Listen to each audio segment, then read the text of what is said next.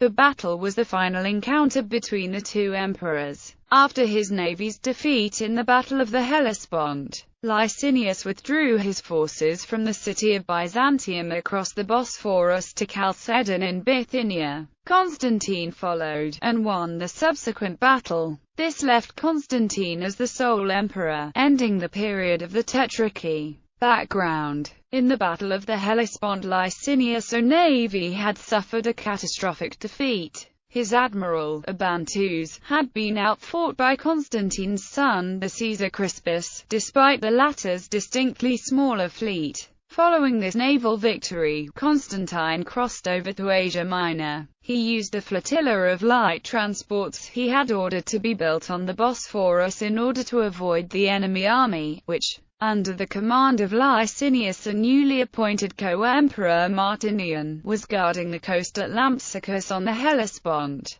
Following the destruction of his naval forces, Licinius evacuated the garrison of Byzantium, which joined his main army in Chalcedon on the Asiatic shore of the Bosphorus. From there he also summoned Martinian's forces and a band of Visigothic auxiliaries, under their leader Alaquaca, to reinforce his principal army, which had been depleted by its earlier defeat at the Battle of Adrianople. It is not clear whether Martinian's forces reached Licinius before September 18, when Licinius was brought to battle by Constantine.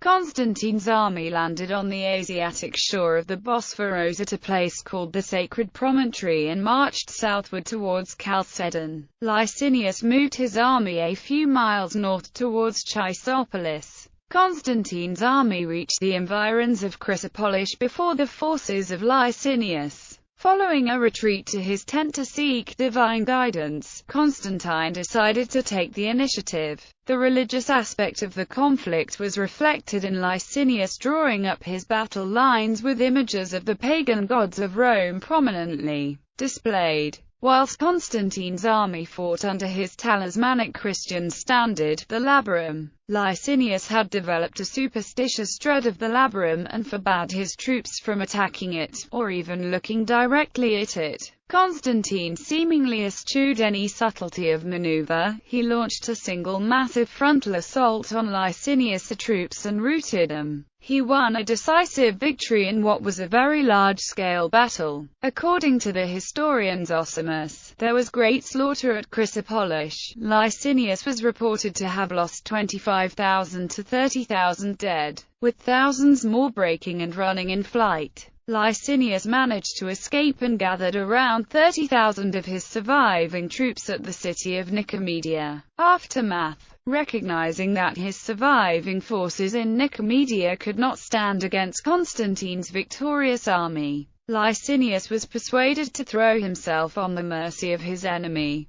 Constantia, Constantine's half-sister and Licinius' wife, acted as intermediary. Initially, yielding to the pleas of his sister, Constantine spared the life of his brother-in-law, but some months later he ordered his execution, thereby breaking his solemn oath. Licinius was suspected of treasonable actions and the army command pressed for his execution. A year later, Constantine's nephew, the younger Licinius, also fell victim to the emperor's anger or suspicions. In defeating his last foe, Licinius, Constantine became the sole emperor of the Roman Empire, the first since the elevation of Maximian to the status of Augustus by Diocletian in April 286. After his conquest of the eastern portion of the Roman Empire, Constantine made the momentous decision to give the East its own capital, and the empire as a whole its second. He chose the city of Byzantium, renamed Constantinopolis, as the site of this new foundation.